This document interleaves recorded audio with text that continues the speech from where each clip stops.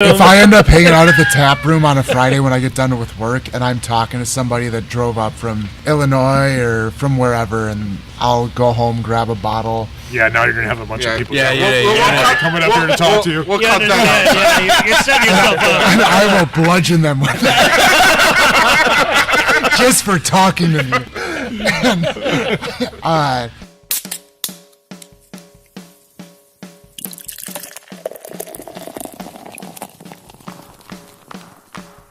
Cheers.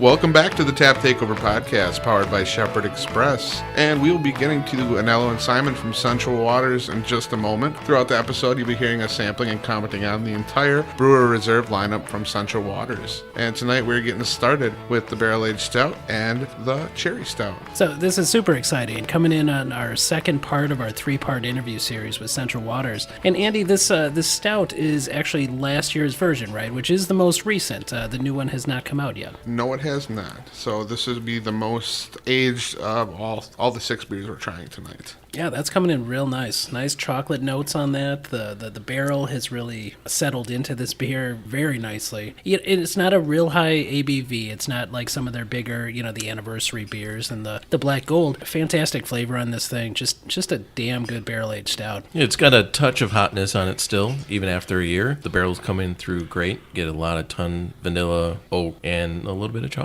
Is it weird to say almost / barley wine? It's because it's not that heavy, but it has agree, that. Yeah. You know what I'm saying? I wouldn't say barley wine. No, I'm not getting barley wine on this. No, This is straight up stout for me. Yeah, It still has that. Maybe it's just that it's year not of so. aging. It's just a pretty straightforward barrel-aged stout to me, and this is their bread and butter. This is where all the anniversaries and the Black Gold, it all expounded off of the original barrel-aged stout. And, you'll see in the first part of this interview that Anello, this is one of his favorite beers. It's one that he talked glowingly about in the last part of the interview. Yeah, not much else to say, just a fantastic stout. Now, how does this compare to the cherry version? So it's basically the same stout that's been laid over Door County cherries for well over a year. Maybe where that stout kind of mellowed out, maybe that's where I'm seeing that barley wine. But this has definitely like some body and that tartness of the cherries. I think it's super tart coming out, and this was the most recent release, which was a couple weeks ago that this came out. Yeah, this is really, really tart. The cherries are super fresh in this.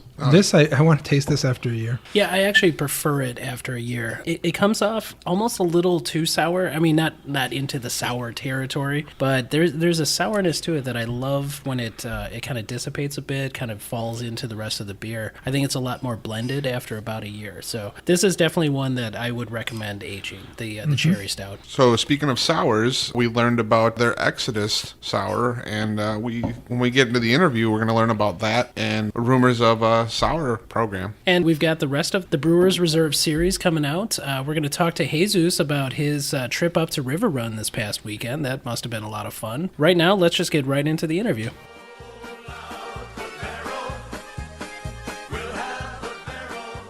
Anello, so I gotta claim some ignorance here. What is Exodus? Exodus for us was, this goes back a ways.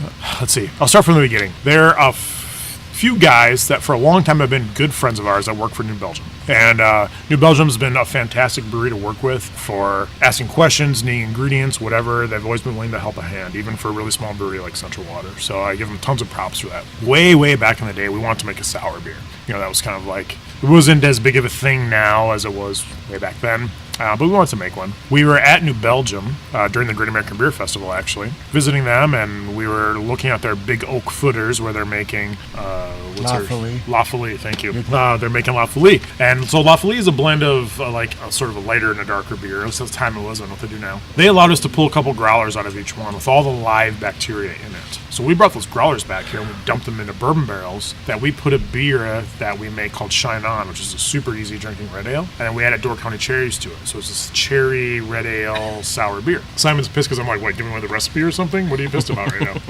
I guess. So we started doing that, and then that became a blend of our stuff, and then it ended up as this beer called Exodus. That was this very approachable, easy drinking sour beer that people just love the shit out of. and we made it for a couple of years. Why And was it called Exodus? I don't remember why we called it Exodus. I seriously don't. Do you know? Isn't it Craig? It might have been Craig, but no, it's not because Craig left. Oh. No, there was a guy here named Craig that's a good friend of ours that left. That's not why we called it Exodus. It's like saying we called it Rift because we all fucking hate each other. That's what Ben told me. It's Craig. No, shit, no, that's not at all why. Every Central Waters name is actually passive I don't aggressive. remember why we called it Rift.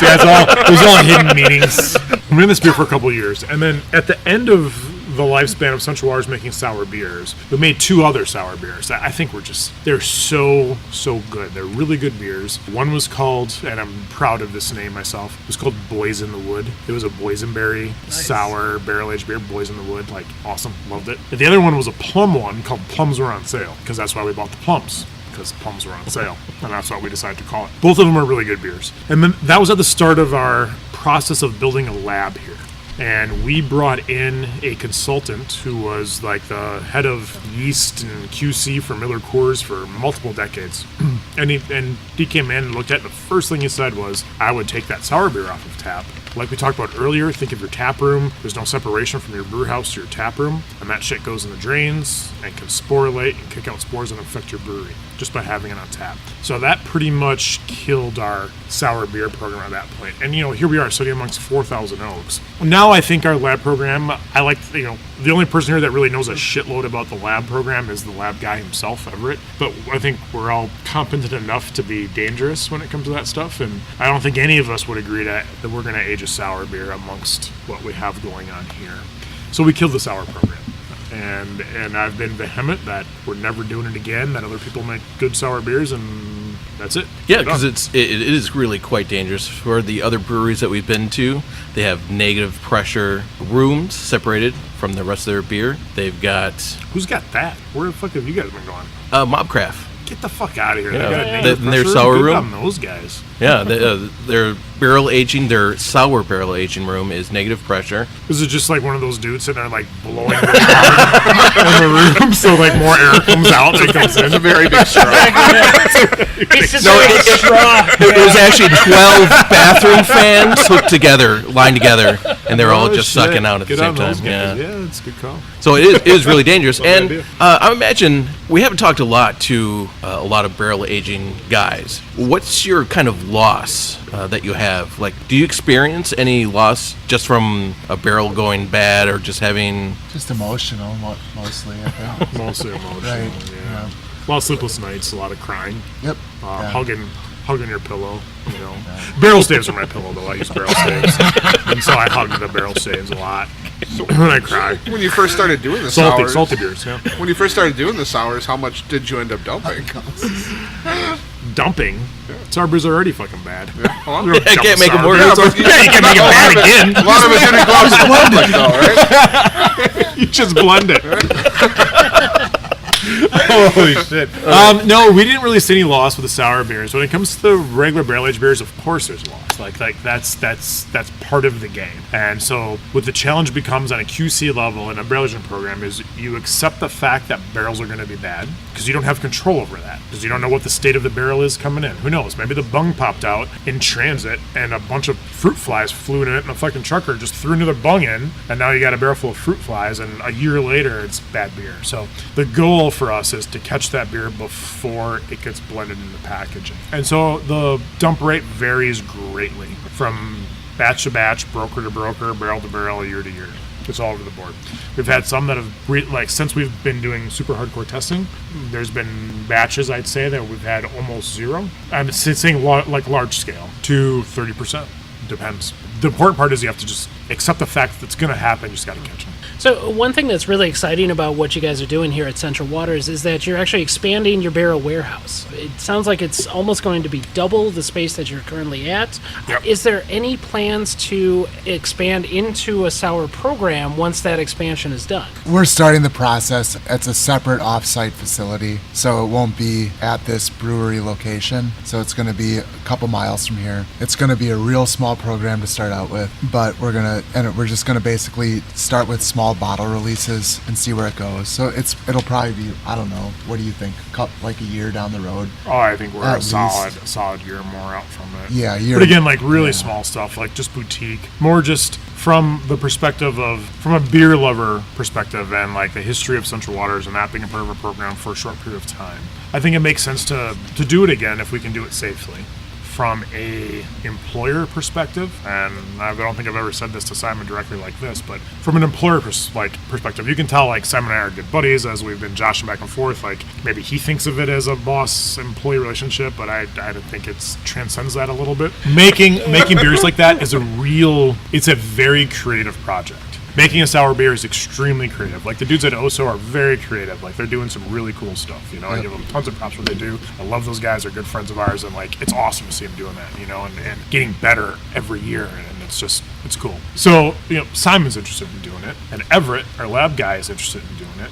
Because he's interested in the microbe side of it, right? It's my job and Paul's job as the employer of very creative individuals to provide them the outlet to do that. Not just because I think that's like, we're a family here and a piece of my family wants to do something. Let's find a way to provide that outlet for you. And there's also like, if I don't do it, maybe they go somewhere else to find that outlet to do it. So let's give them the outlet so they don't leave. Go somewhere else to do it. But I think it'll be a fun thing to do. We're definitely known for barrel aging, and I think small boutique, really off the wall, grow your own fruit, do crazy shit. Nothing that you're gonna like see. I don't see a time frame where it's readily available at a liquor store. Let's put it that way.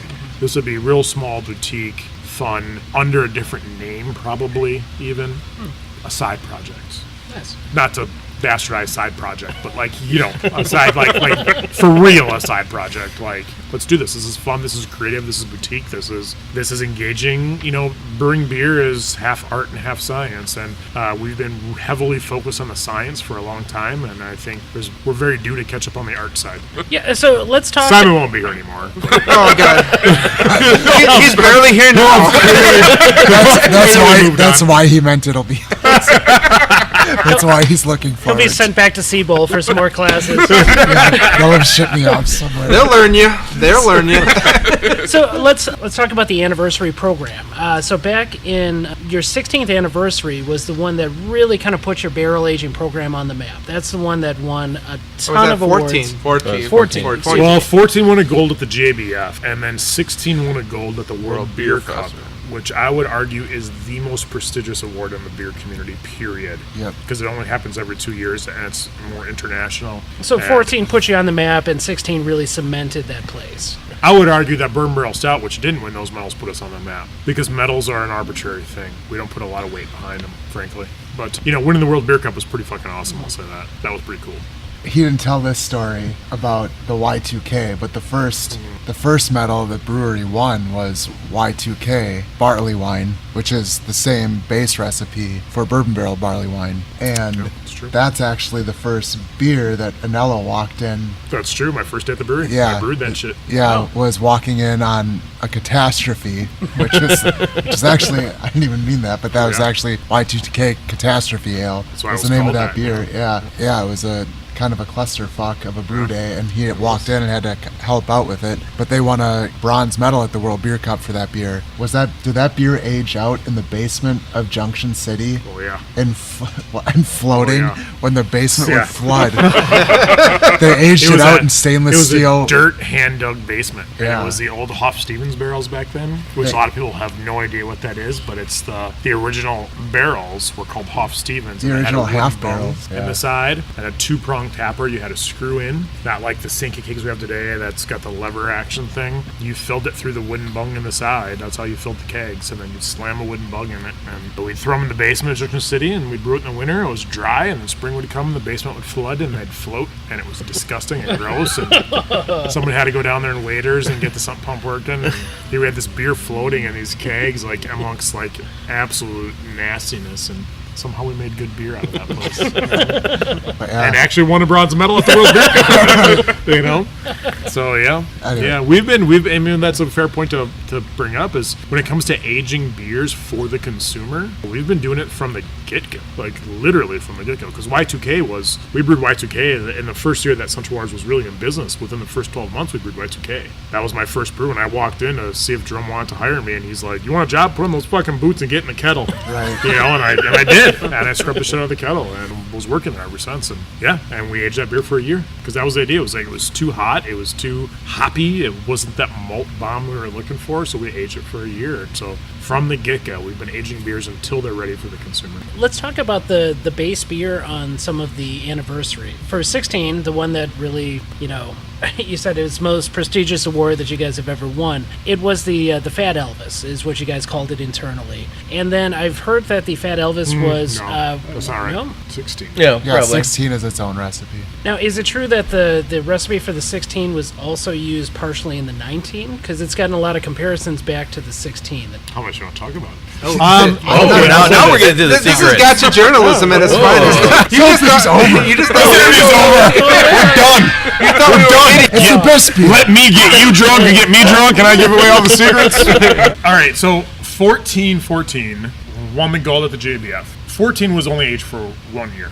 14 months. 14 months In 14-year-old bourbon in barrels. 14-year-old bourbon barrels, hence the name 1414. That's cool. 15 was 14, aged that extra year. 16 then was its own brand new stout, aged for 2 years. And then after that, it was really like a thing of like 16 won this gold medal, and we're like, holy shit, well, we have a 17th anniversary coming up, and we don't fucking have that beer, like ready to go. People are gonna be So showing we up. had other stouts that we had brewed that we kind of made a blend. And then that kind of sparked that trend of, there are lots of breweries that do these huge annual bottle releases, and it's the same beer every year, right? I like the fact, like, we do that intentionally. It's a different stout blend now every year. So while the same stout bases are part of it, the base for Ardia was Fat Elvis. The only time that Fat Elvis has been released as its own thing was Ardia and Cygnus. Wow, Right? okay. Past that, it's a blend into the Anniversary beers and hence Black Gold. 16 we rebrewed, and that became a blend with the Fat Elvis. And then other stouts, maybe it's the base for Space Ghost, or it's the base for something else, and we make blends on what we have available and where it's sitting in the flavor profile to hit the volumes that we're looking for. So it's every year is slightly different. So you have barrel variants every year, because barrel variants is the biggest thing that changes the flavor of a product is the different barrels.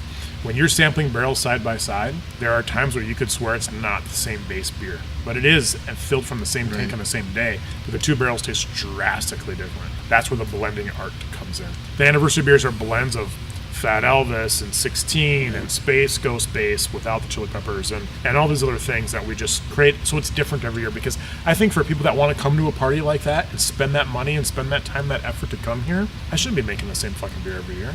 Like, it's still stout. The thing that I love the most is hearing Uber beer nerds talking about those and like, oh yeah, the 19, it's good. Not as good as 18, which is better than 17, but 16 was a thing. That's an awesome conversation for beer drinkers to be having about my brand. I mean, we had a fantastic conversation just the other night. We sat down and did 16, 17, 18, 19, and the maple bourbon barrel. Sure. And it was, And there's every differences single amongst all one of them, was right? completely different. Don't you appreciate that as a good beer drinker, that they are different every year? And that's the enigma of that party, is you can come and you have no idea, is this going to be the next 16? Or is this going to be another 17, because 17 fucking sucked, right? Like, that's the conversation you get to have. We all like 17. I think 17 was awesome, you know? It's got a little acidic pop to it. Yeah. 17 was definitely, especially when it was fresh, 17 was really roasty. Oh, super. It was the roasty, yeah. most. It was the most roasty out of all of them. Yeah. But I think you can see, which I like roasty stouts, but I think you can see the progression of our blending, because 17 was the first blend. I think you can see the progression of us learning the art of blending these stouts as 17, 18, 19 went on. Because 19 to me was like dead nuts. Like that's what we were looking for. Was 19 to me was, we had the chocolate, we had... These guys hate 19, by the way. the caramel. That's fine. I probably love It 19. Good for them. It came in second to the 16. Yeah, it did. Yeah. See, yeah. Like, I honestly, So, I can't trust wait me. for the black gold, knowing that it's the 19 that's been aged 19 even aged, longer. yeah. I can't wait. Yeah, we get it a lot. Like, why don't you just keep making 16? That won the gold. That's But, boring. But again, you have to go back to what I said earlier. Like, we run this place to outlive us. So if I was looking for quick money over the next 5 years, I would fill this building with 16 and sell it across the country. From two of the guys who are producing it, which one of the anniversary babies is your favorites? If you want, I can give you my standard answer on that because I have an answer for that. It's not a fair question. It's a shitty question. It's a bullshit answer, I'll grant you, but it's the truth. It's like asking me which of my children is my favorite. Oh, you have one though. Oh, I totally have one, but you don't talk about that shit, man. You don't tell it out loud. right, of course not. Well, you tell Especially when you're everyone sitting there. amongst all of my babies here. I'm not going to say it out loud. You One tell of them's each gonna one. Get angry. Yeah, that'd You be tell each one ridiculous. they're your favorite. So which There's- one was your favorite though? I don't know that I have a favorite. I appreciate all of them for their unique qualities and differences. How about that for a bullshit answer? How about you, Simon? What was your favorite? 19. 19 was your favorite, yeah? Yeah, the other one sucked. Yeah, no, 19 was my favorite. I liked it better than 16 was, it was It was gorgeous, but 16 was amazing. But honestly, it's been a while since I still have a couple more 16s in my closet. But And why aren't they here? So we're coming over later. honestly, I have so much beer. I give it out like it's candy now. to Again, people. why is it I not give it here? to. I give You have to bottles go to trick or my. treating at Simon's house. You four show up trick or treating at Simon's house, and he will give you bottles of beer. When people come, if I end up hanging out at the tap room on a Friday when I get done with work, and I'm talking to somebody that drove up from Illinois or from wherever, and I'll go home, grab a bottle. Yeah, now you're gonna have a bunch of people coming up here to talk to you. We'll cut that out. You're setting yourself up. And I will bludgeon them with it. Just for talking to me. You're too nice. No, I give them away to my dentist. I'm not joking. I'll break. The biggest asshole in your life, you give it to? I got a look at those handwritten pearly letter from my whites. dentist last week for the bottle of Black Gold I brought him.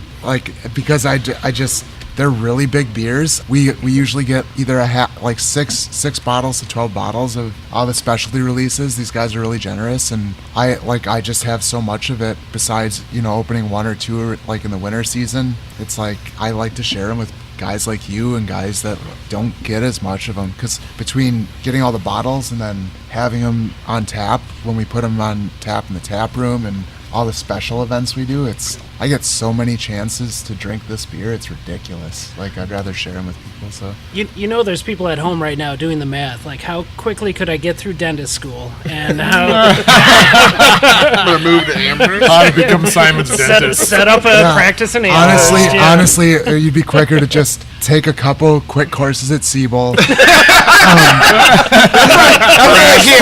Email every brewery within a 2-hour radius of your house. Set up at Stone Arch. Yeah.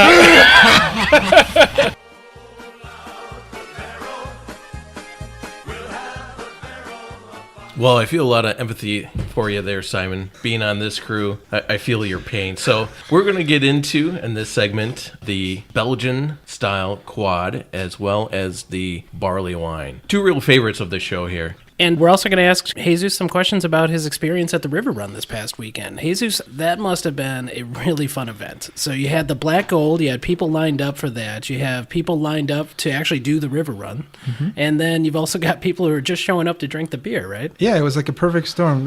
It was actually intense. I was there early because I wanted to do the run, so I was there an hour early. And I actually parked maybe 2 rows from the parking lot, so if anybody's been there, and definitely get there. It's pretty close to the actual tap room. So I thought, okay, this is going to be good. But as soon as the race came, that lot was full with everybody all at once. And it was insane. It was a lot of fun, though. I ran the race, good route. So when we were finished, it was insane. So where did they actually set up the tents? Well, everything was set up. Actually, the area where we interviewed, the barrel room, was all kind of cleared out. And that was the place for the race pickup. And they set up this tent right next to that building. And this tent was as big as that building. So they had everything tented off on the side, so they prepared for the rain. The rain did come out later and just became kind of a mess. I left before that because people were lining up for Black Gold, which was going to be tapped, and they were already in line at 11, and the line was already reaching till the end of the 10th. So the stage was on one end, the tap for Black Gold was on the other, and the line was already at the band. It was crazy. How many people actually got to register for the run? Because they had mentioned during the interview that they only sold 500 tickets to the actual Black Gold release. Yeah, that's a good question. A friend of mine who is kind of in the running scene was with me, and he finished in pretty fast time. He was 4th overall and first in his age group, so he kind of hung around and talked to the race organizer. It was cut off at 1,400. So 1,400 people signed up for the run. Of those people, when I checked the time, a lot of them did not run.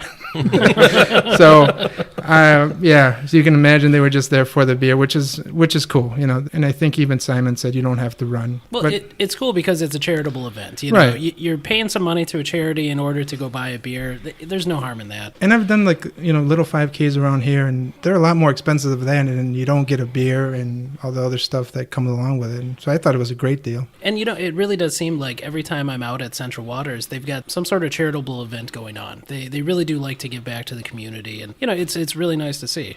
You know what else is really nice to see? Some glasses full of beautiful, beautiful Central Waters nectar. So let's talk about these next two beers. We've got the Belgian Quad, which was actually just on sale. I bought my first 4-pack when we were out there for the interview, and the other one is the barley wine, which some folks say one of the best barley wines they've ever had. Where do you guys come down on these? The barley wine's really smooth. I thought it was going to be a little bit, coming out hot because I guess I'm used to that for barley wines, just a little bit boozy with a little bit of sweetness, but this is like really smooth. It's great. It almost feels like it's been sitting for a year.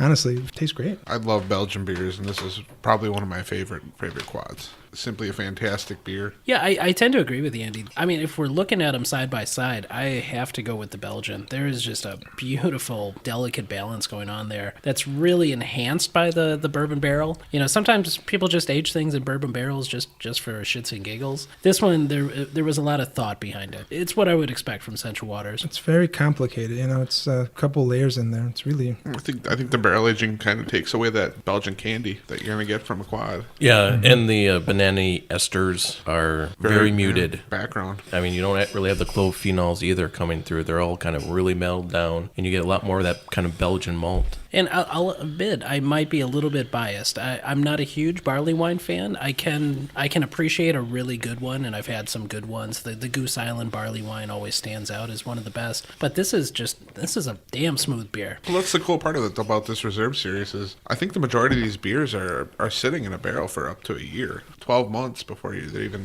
packaged and released. Yeah, there's a ton of aging already done for you, as we've discussed in the interview. Anello and Paul and Simon, they do a lot of the heavy lifting for you before the beer even gets to you, and it shows in this barley wine. It is very smooth for a barley. It's got minimal hotness. So what do you think, boys? Throw it back to the interview, and then we come back with everybody's favorite, the Cassian Sunset. Yeah, that sounds like a fun way to end it. We'll have the Cassian Sunsets and the Scotch Ale. But let's get back into it, see what Simon and Anello have to say about some more topics.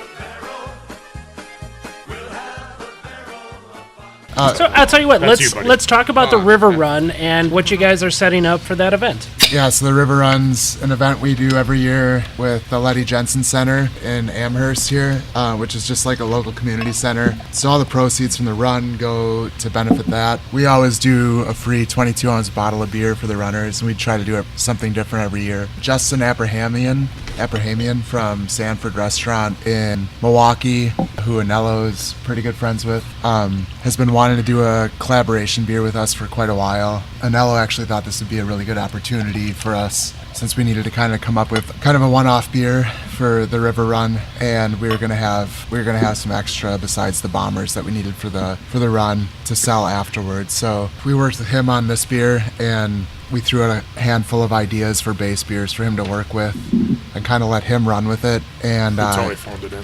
Yep. Yeah, he didn't do anything for this. He totally phoned it in. Yeah. Fucker. Hope you're listening. I hope you're listening. I love you, and I hope you're listening.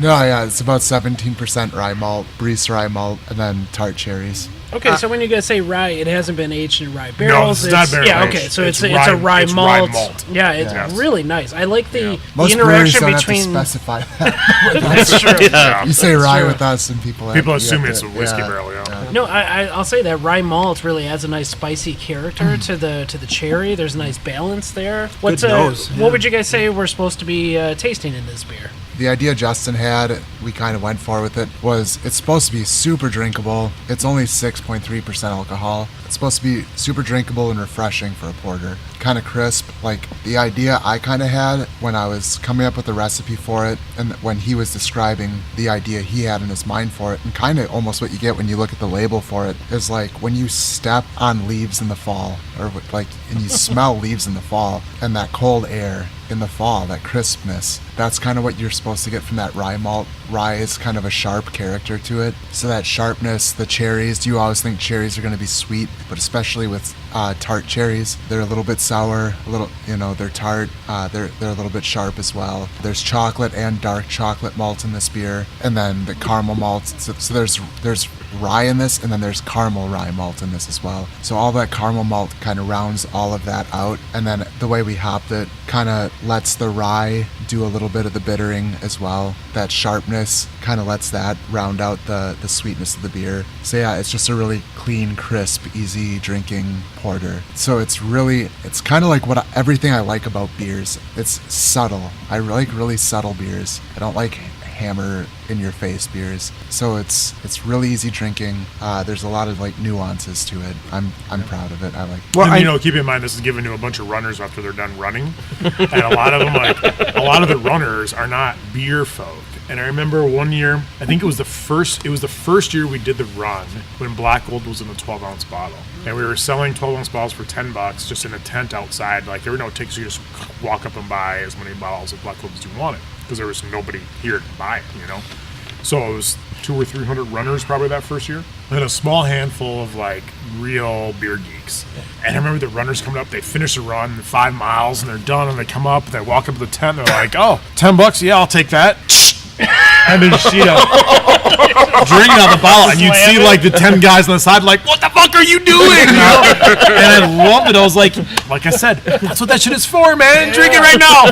Drink it. That's awesome. I loved it. It's been waiting 3 years. There were like get in on that. a dozen people standing in the parking lot drinking it out of the bottle that they bought for $10 after their run. Wow. Drinking the first year of Black Gold. I loved it. I was like, this is awesome. That's cool. They're not I bet they were hammered after after running 5 miles and pounding a 12-ounce bottle of Black Gold. It was a bunch of locals. It was a bunch of locals, yeah. I called in sick to the plastic factory to come here. I did the run that year. I called in sick to the plastic factory. Well, I know this isn't aged in a barrel, but we're obviously in the barrel room. Can you tell us where these barrels come from and how the selection gets made of how your beer gets aged in these? Well, we're at the point now with when, what I talked about earlier when we started the barrel aging program. We were buying direct from Buffalo Trace. That was before the boom of breweries making barrel-aged beers and before the boom of bourbon and the popularity of bourbon. So a lot of people that come in here and they see this and they go, "Oh man, do you have a hard time getting it because you're buying so many?" Like, we're buying a lot comparatively to other brewers. We are not buying a lot comparatively to the number of bourbon barrels available on the market. Most bourbon barrels, they don't go to breweries. Breweries are a small portion of the outlet for used bourbon barrels. They're going to China, they're going to Japan, they're going to, Scotland, and that's a really tiny portion. Like, honestly, just about any other spirit you've had that's brown was aged in a bourbon barrel again. So rum, tequila, brandy, those are all coming out of second use bourbon barrels, right?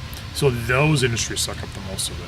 So now we're at a point where we buy through brokers, and we have a series of brokers that we've bought through over the years. We have some we really like that we know get us the right shit that we're looking for and the good stuff. Some that we know have given us some bad stuff that have hurt our products, so we don't buy from them. And so we're not in control of that. We get stuff like the barrels come in, and it could be from anybody. It could be Heaven Hill, Jim Beam, not a lot of Jim Beam, but Buffalo Trace, Wild Turkey. Heaven Hill. Yeah, I said Heaven Hill first. I know you just got here, but Oh, sorry. I just showed up. So you guys are in their position now, though, where spirit makers are actually approaching you to try and get you guys to use their barrels, correct? that has happened, yes. Care to name names? Well, I mean, it's yeah. I mean, we can talk about it. It's Is it a quid big pro, ones have quid pro quo kind of thing? not Like always. No, they and, want their name on the yeah. bear or on the, I'll say the this. bottle. We have been approached, and it's never worked out. Like, when you get down to the brass tacks, it always fell apart at the end. Jim Beam is a good example. Jim Beam wanted us to bring in all of their barrels, and clearly not all of their barrels, because they make way fucking more bourbon than we would ever fill with beer, right? But to the point that we were like, this was years ago now, and we were talking with them about it, and they wanted, there's like a branding thing they do where they want a Jim Beam on the label, and at the end of the day, like the question you guys are really asking, and this is the honest answer. This is not me giving you a bullshit answer on this. Because the question's common. It's one of the most common questions I get about barrel aging. What brand of bourbon do you use? And I'll just say, for us, because I can't speak for other brewers, for us, the brand of bourbon does not matter as much as the vintage of the bourbon that was in that barrel. That's the bigger factor in how the beer turns out than it is the brand that was in it. So we have brands from all over the place, and we there's a certain age range we like to shoot for. So with Jim Beam is a 4-year-old, bourbon, and that's generally speaking, that's too young for what we're looking for. And so we'd have to go into their higher tier stuff, and they were interested, and at the end that fell apart. For a while, we got some Korbel Brandy barrels. Korbel Brandy barrels are aged in Jack Daniels barrels. Jack Daniels, by every definition, is bourbon. They call themselves Tennessee whiskey, but it's bourbon by every bourbon definition. They only use them once, 51% corn, all that shit. So we aged some beers in some brandy barrels for a while, and Korbel even sent some people from Korbel here to view our program and look at our stuff to give us the stamp of approval that you're the Korbel place, and they were like, yes, you're the guys. And we had these plans for this long-term brandy aged product line coming from Korbel, because we're in Wisconsin and we're the barrel aging brewery for Wisconsin, right? So Korbel sells more brandy in Wisconsin than they do every other state combined. We're the obvious choice. Then I don't know what fell apart. I think their brokerage program got sold to somebody else, and it just it was like somebody just shut the spigot off and just hung up the phone. We tried calling numerous times, and the last contact I had was, for the last time, we're not interested, and stop contacting us. Wow. But that's not Korbel. That was their brokerage program, So I don't know how that works, but it's okay. And so now you're into the smaller boutique distillers, and we're really privileged to have such an awesome distillery like Great Northern right down the road from here. Great Northern is making some really, really good spirits, and we just had an email exchange today where he's like, hey, first brandy barrel's getting dumped. You want them? Fuck yeah, I want them. There's only 100 gallons worth of capacity there. They're small, but I'll do something with them. In addition to the bourbon barrels, the rum barrels, the tequila barrels, you had mentioned that you're starting to do something in wine barrels now. What are the styles that you're doing, and what can listeners look forward to coming out of Central Waters in a wine barrel? Simon Nielsen, ladies and gentlemen. So the first River Run beer that we actually did, which was La Rivière Coulée, was just a Belgian blonde ale aged in wine barrels, and that was one of my favorite beers that we've ever done here. Really good one. Yep, and that was right before I started here. So that beer was the River Run, October 2013, and then I started December 2013. Has it been that long already? Yeah. It feels so much longer than that. Anyway, so we just got some wine barrels in, and we decided to fill them with that base beer again. So it's a Belgian blonde ale in those wine barrels, but then we've also took a couple of those and filled them with some other fun stuff that'll be coming off on the side. That's the stuff I'm looking forward to. It's like we told you guys earlier, there's a portion of this program that's just experimental. The attitude we have is if there's somebody that works here that comes up and says, hey, what if we did this in a barrel? It's you can do it, man. Literally, you guys, I don't know, did you try the Oktoberfest? Mitchtoberfest. Yeah, that's one of our, we call him an assistant brewer, but he's one of our brewers. So Mitch had an idea of an Oktoberfest aged in bourbon barrels, and you guys were like, we can do it, dude. I came into work one day, and he was filling 2 barrels off of our Oktoberfest tank. And I was like, what are you doing? This isn't on the production schedule. What are you doing? And he was like, I asked Paul if I could fill Oaks, bourbon barrels with Oktoberfest. And he said, okay. And I was like, awesome. So we tasted it once a month, and after 2.5 months, it was okay, no more. Anello said just before, it was there's that sweet spot, and that's a really small beer. It's already really malty, bourbon can enhance that maltiness, or it can seemingly enhance that malty character, and it was it was right in that window or whatever, and it's Oktoberfest season. We took it out, and so it's on tap this weekend at the tap rooms. Mitchtoberfest. So how do you guys think it turned out? So a couple months, 2.5 months in the barrels. Do you guys think it took on any oaky notes, any like vanilla bourbon kind of flavor? Definitely took on bourbon and oak. Yeah. Oh yeah. Whether absolutely. that plays well with an Oktoberfest base is a different conversation. It's interesting. It's fun. Yep. It's different. When's the last time you heard of a bourbon barrel aged Oktoberfest? No one. Never. No. Never. No, man. So it's awesome. We have one. That's cool. Guess what? We have a bourbon barrel aged Oktoberfest. Boom. Are you gonna see one on the shelf? Probably not. Yeah. You probably won't see it on the shelf. It doesn't the curse that we honestly have is, I think historically, like, the bar for ourselves is really high. And so there have been beers that we've done that, I don't mean to sound pretentious or against anybody else, but there are beers I've had that I'm like, I'm sure other breweries would probably release, but it doesn't hit our bar, especially out of the barrel aging program. The barrel aging program, there's a bar that beer's got to hit, man. If it doesn't hit that bar, it might be really good, but if it's not worthy of the name Central Waters in a barrel, it's not going out past our tap room. The tap room, that's what the tap room is for, It's for that, to let people see, like, it's a glimpse. I don't expect every beer that's always on tap out of pallet systems or one-off barrels to be rock star beers that go on tap here. It's not supposed to be. The tap room is a glimpse into behind the scenes at a brewery. That's what I think it should be. It shouldn't be the brewery's ability to give you all the best shit. It should also show you the experimentation, like the fuck-ups and the one-offs. Like, let's put it on. You guys do a lot of pilot batches out of the tap room now? We're trying to do more. I don't think we've done as many as we'd like to, but there have been them, yes. I think probably one of the coolest ones was one that Simon did, actually. After he went to the Craft Brewers Conference this spring in Washington, D.C., Simon visited the wall, Washington, D.C., the Vietnam Veterans Memorial Wall, and came back, and I remember he's like, hey, I know you fucking hate this style, which is a black IPA. I'm not a huge fan of black IPAs. He's like, but I think we should make one, put it on tap Memorial Day weekend, and give all the profits to the local Veterans Center. Genius. Done, and so Simon made a pilot batch of a beer called The Wall. It was a black IPA, and it was actually really good. I actually really like that beer. All right, it's a good time to take a little break, and when we come back, we'll see what they got going on for the rest of the year and what's going on for 2018. So we'll be right back.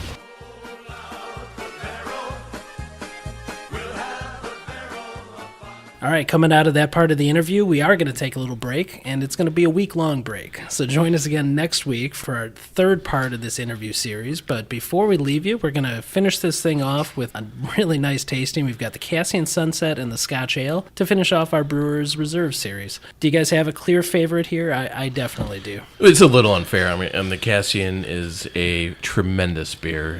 The adjuncts, the cinnamon, really shines in this beer. It's tremendous. This is the beer that is, as soon as it hits the shelves, it's gone. You got a lot of liquor stores putting limits on how many bottles you can buy.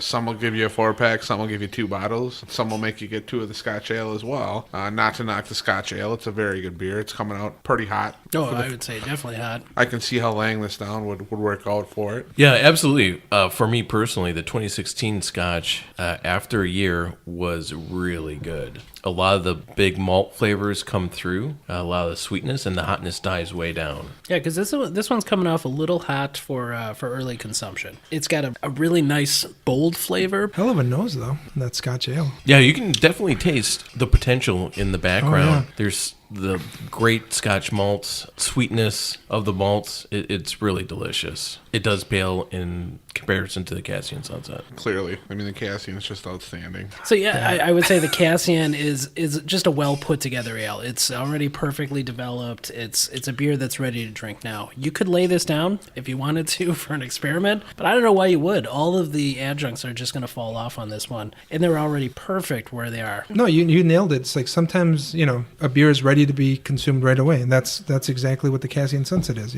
I actually am a fan of the Scotch Ale. I do like it now. I think the smell is great. I really like it. Yeah, the nose is great, yeah. I really love Scotch ales. I mean, they're one of my favorite styles, and when done right, they really bring forth the greatness of what a malt can do. I mean, it really shines. And this is a really great example of a Scotch. I'm still curious to see how, after a year, I've never had this aged for a year. We've all have these Brewers Reserve series in our basement, but we would just sit on one of each for a year and come back and revisit. It's really interesting. As the Scotch warms up, I'm actually getting more flavor out of it. So I may have judged this one a little early. I would still say, coming off a little hot, I think you guys have the right idea about aging this one. The Cassian, by contrast, is just, it's perfect. The vanilla mixes with the cinnamon in a really pleasant way, which mixes with the base stout and all of those chocolate roasty flavors. And then the barrel just emphasizes the vanilla and all of those boozy flavors. It's not coming off hot at all. This is, like Anello told us in the interview, this one's ready to go. Drink it fresh. I think a little info that we should give our listeners is if you're ever in central Wisconsin, you're not going to find these on the shelves a lot of the time. They go really quick. If you're in central Wisconsin, make sure you stop in Amherst. They're going to have at least 50% of these beers on tap at the brewery all the time. And it's only $4 for, what, 8-ounce pour. And a fun little secret, if you are in Amherst, especially during the week, they like to release every so often some of their very special beers into the regular population. Now, we managed to pick one of those up for you, and we're going to do a tasting of that, but we're going to wait for that until the third part of our interview series with Central Waters. That'll be coming next week, Wednesday, so make sure you tune in. Any last thoughts before we head out this time? Yeah, definitely tune in because it's a big one. Join us again for that third part of our interview series next week, Wednesday. Looks like we're all out of beers here, fellas, so we'll leave it at that for now, but can't wait to come back with you guys. For me, for Alex. Jesus? For Andy. Jim. And thank you again for the Gleasons for our theme music. This has been a solid non-fail production.